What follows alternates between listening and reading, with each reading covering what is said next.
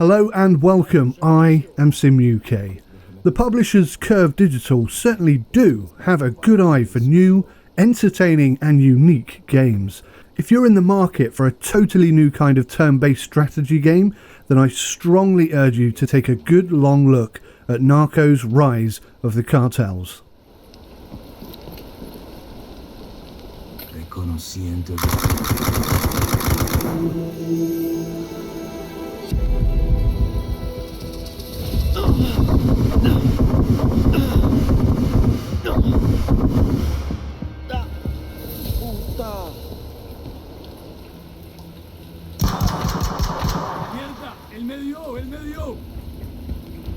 NARCOS Rise of the Cartels is the officially licensed game based on the hit 2015 Netflix TV series called Narcos.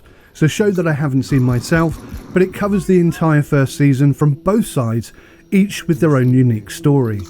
This opens up opportunities for a second season, maybe a third season, or perhaps some DLC, maybe even both of these things. Fans of the show are absolutely going to love this. The main characters all appear to be in the game: El Mexicano, Murphy, Penna, Primo, Carrillo, some of which you can actually play as well. Narcos Rise of the Cartels really is a brutal turn-based action strategy game, and the TV show is rated at 18, and Narcos ROTC, as I like to call it, certainly does not detract from this premise. The game was developed by Kuju. It's a development team which I have no previous knowledge of, but they seem to have done a really good job here.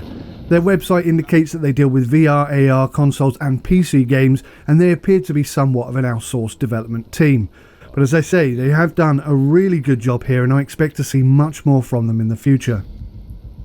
Unfortunately, I do not have a price for this game at the moment. I would speculate this game would be around the £20 mark, which, if it is £20 or less, would be an absolute steal. But this is an officially licensed game, so the pricing could be a bit higher. The game will be available on PC and consoles with a staggered release. PC and PS4 will get this game on the 19th of November, which is when the embargo ends, so my review should be up today. Nintendo Switch will get the game on the 21st of November, and Xbox One will be on the 22nd. Doesn't look good. So graphically, the art style of this game is rich, and it certainly does adhere to the 80s style TV cartel show, with accurate character representations to boot. It might even be authentic character voices, but as I haven't seen the show, I cannot quite guarantee this. This fully animated 3D person strategy title is incredible for the genre. The third-person shooting aspect of the game is so well done, and again, for a turn-based strategy game, it's absolutely amazing. I really do like the animations when people are being shot, and especially when injured or jumping between buildings.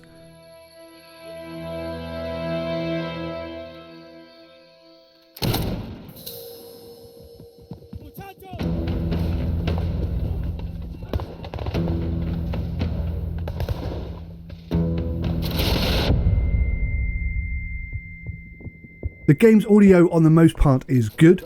Gunshots and explosions are all fine as far as I'm concerned, and the only real issue that I discovered at all throughout a good 9-10 hours of gameplay were the enemy voices always seem to be behind me. Now this might be something to do with the 7.1 surround sound earphones that I'm using, or it may be a bug. It's not a significant game breaking issue either way, just something that I noticed and thought I'd share with you here.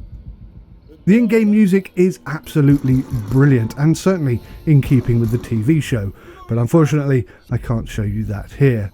I did upload the main intro yesterday, which has a segment of music that you can listen to, and you will, I'm sure, agree that the music is absolutely great. I would say straight off the bat that this game has a pretty extensive longevity. I'd say approximately at least 20 hours of gameplay in order to play both campaigns, maybe a bit more, maybe a bit less, and it's good enough, I think, to want to play again. Maybe, as I mentioned earlier, there could be DLCs or additional releases for seasons 2 or 3. I'll discuss that a bit more later on.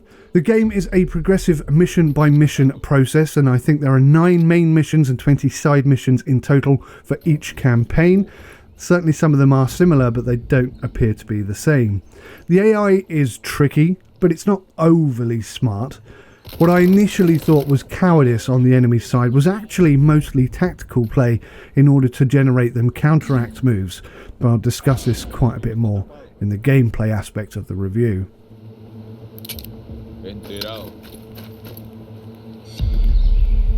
So, without further ado, let's talk about the gameplay in this game. So unlike traditional team-based turn tactical shooters, NARCOS ROTC allows a single character from each side to move with each go. Now there are some situations I've noticed where the AI seem to get 2 or maybe even 3 moves, which is a little frustrating. But there are unlockable perks which also allow you to make multiple moves in a single turn too. Now this means that you can take one character and move them multiple times. You can even complete an entire mission using just one guy. That's if you think you can.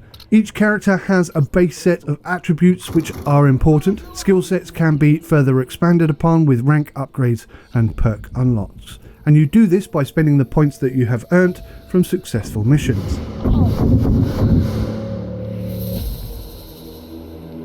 The key area in NARCOS ROTC, and the part where this game really does stand out from the crowd, are the counteract and kill shot moves. Counteract moves offer one of your players the ability to switch into third person move during the opponent's play and actually take shots at your enemy.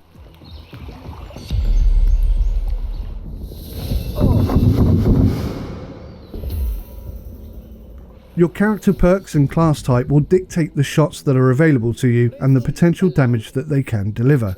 Accuracy is key, and do not be confused by my terrible aiming here.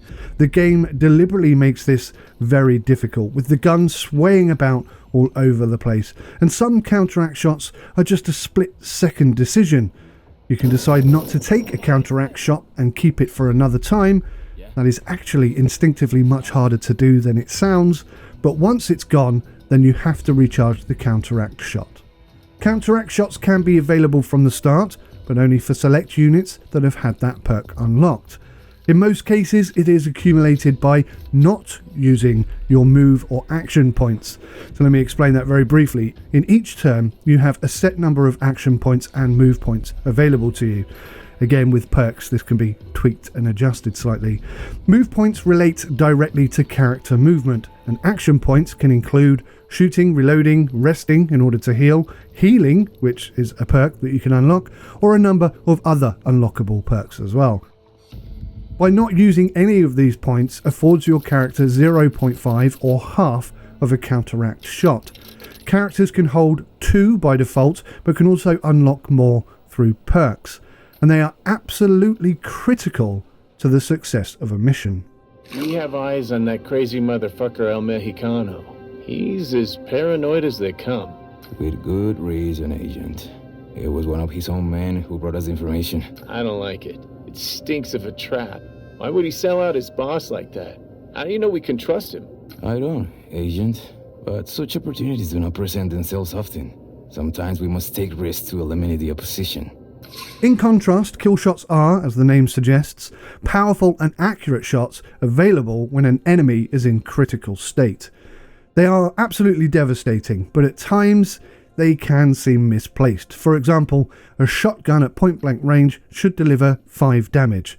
Now, if your opponent has less than 5 damage, they should die instantly, and in most circumstances, that's exactly what they do. And occasionally, you will end up with a kill shot, which means you have to shoot them twice, or deliver 10 units of damage, and obviously they will die, but you've then wasted both of your shotgun rounds, and you're in a bit of a sticky situation. So I think a little bit of tweaking might be required here in the game, but on the most part, it works pretty well.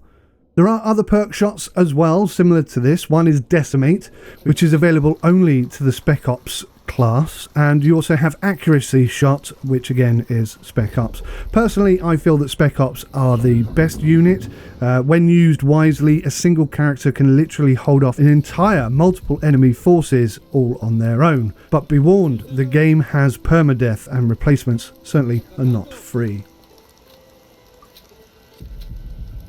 Missions have various objectives and sub-objectives. There are assassinations, protections, planting of bugs, recovering intel, or destroying farms.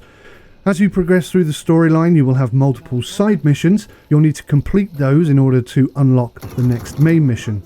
The main mission is always free, and one of the side missions is also always free. The rest of them require payment. A successful mission will reward you with cash, and failure will not. Those who are killed in a mission will stay dead.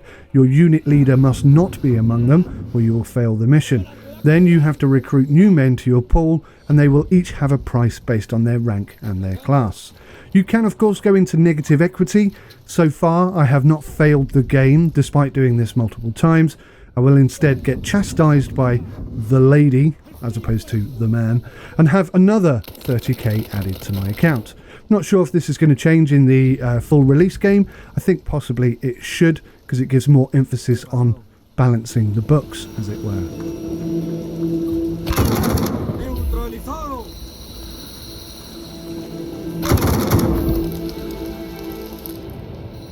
So the game has a few steep, well, semi-steep learning curves, mostly in the sense that strategic positioning won't really work here like it does in the traditional turn-based strategy game genre. And it could be a little frustrating for the traditionalists to get to grips with this. It took me a few good tries to get it, but once I did, the game is a heck of a lot of fun, and I really have enjoyed the challenge every step of the way. I'm still not fully clear how my counteract moves are overcome so easily at times, but there is a bug in the version that I have been previewing, and that bug does relate to this area, so hopefully, possibly, maybe, there might be more clarity on this in the coming weeks ahead. Despite the complex challenge that this game really does offer, the core game mechanics are actually pretty darn simple, and the tutorial does reflect this, which, despite being accurate and pretty self-explanatory, it can be quick and easily disregarded, which is unfortunately what I did at the beginning. That can make the learning curve take a little bit longer than perhaps it should, but really the game is challenging because you have to think so many steps ahead of your opponent, and indeed moves ahead of yourself. There are not that many locations in the game, just a few, but each one is quite large and is reutilised many times over with different mission types, starting locations, perspectives and enemy positions. They are the same, but they do feel different. Therefore, I would like to see more locations added to the game, perhaps via DLC or maybe even mods, which I'm not sure are going to be available. The key appeal here does appear to be around the TV show, and obviously being a licensed game, there are going to be these obvious limitations that could very well be a factor here.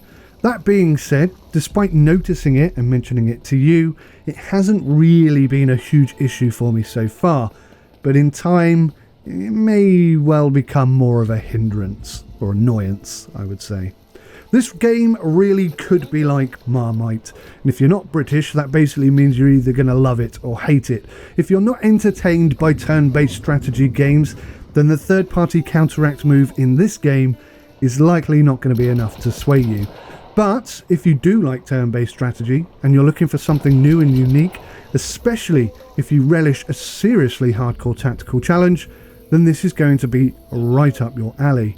If you're not put off by the level of violence, bad language and frequent reference to drugs, and perhaps you're a fan of the TV show, then you're absolutely going to love this game, and I recommend you go out and buy it today. Well, that's based on the price. If it's around £20, snap somebody's arm off and grab this, because it's a really, really quality title.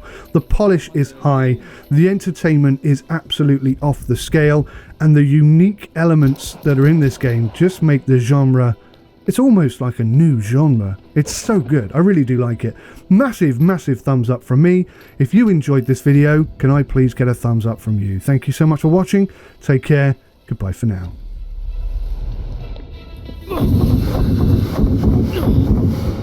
¡Trato de bajar enemigo! Quito cobro de cuenta.